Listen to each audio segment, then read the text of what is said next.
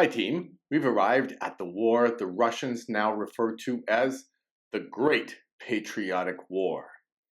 It's a war that resulted in over 24 million deaths in Russia, much more than any other country.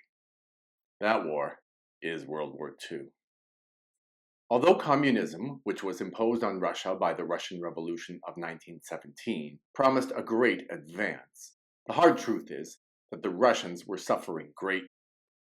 First, there was a civil war in Russia that dragged on after the revolution for about 5 years, resulting in millions of dead. Then, the communist victors began to put their plans into action. Millions more died because of famine, because farmers had their land taken over by the government, and those that resisted were killed or shipped off to Siberia to live in prison camps. The promise of communism is always utopia. In other words, a perfect society. The reality of communism is always horrible. The reality is always death and poverty. It's possible that communist Russia would not even have survived until World War II if it were not for the United States, which provided aid to Russia because many Americans did not, and still do not, understand how terrible communism is. It's also possible that communist Russia would not have survived World War II itself were it not for the United States. We'll get to that shortly. As I hope you know from our European Anchor Fact series, World War II started in Germany under the leadership of Adolf Hitler. Germany had not really been defeated in World War I, and the German people still had an appetite for war. Adolf Hitler convinced them to try again. Just about everyone saw the war coming well in advance, and various leaders tried to do something about it. Russia, under its second dictator, Joseph Stalin, made a deal with Hitler, which is called a non-aggression treaty. Basically, the deal was that Germany and Russia would gang up on Poland, and each take over a part of it. But after that, they would leave each other alone. Hitler was happy with this deal, because it would allow him to focus his war effort on Western Europe. Russia's leaders believed that the deal would spare them the worst of the war. Of course, when you make a deal with someone like Hitler, you should expect to be betrayed. And Russia was. Hitler, like Napoleon before him, invaded Russia and took over a huge swath of its territory. Russia was able to survive not by scorched earth tactics like against Napoleon, but simply by throwing millions of soldiers against the enemy.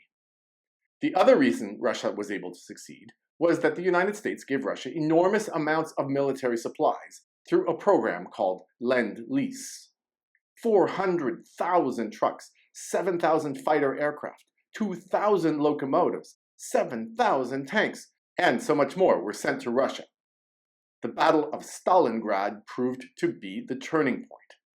In this one battle itself, which lasted many months, both sides lost over 1 million soldiers.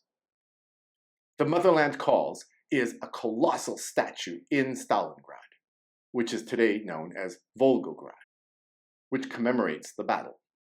It is the largest statue in Europe, and almost as high as the Statue of Liberty, including the base. Clearly, the theme of the statue is a call to arms. The statue is Mother Russia, a female figure which stands for the nation itself. She calls back to her people to join her in the fight. The Russians answered the call. They fought back against Germany. Once the Russians pushed the Germans out of their country, they kept going and marched all the way to Berlin, where they and the Americans met in temporary friendship. But as we have seen many times at Noble World, the enemy of my enemy is not my friend. The enemy of my enemy is merely my temporary ally.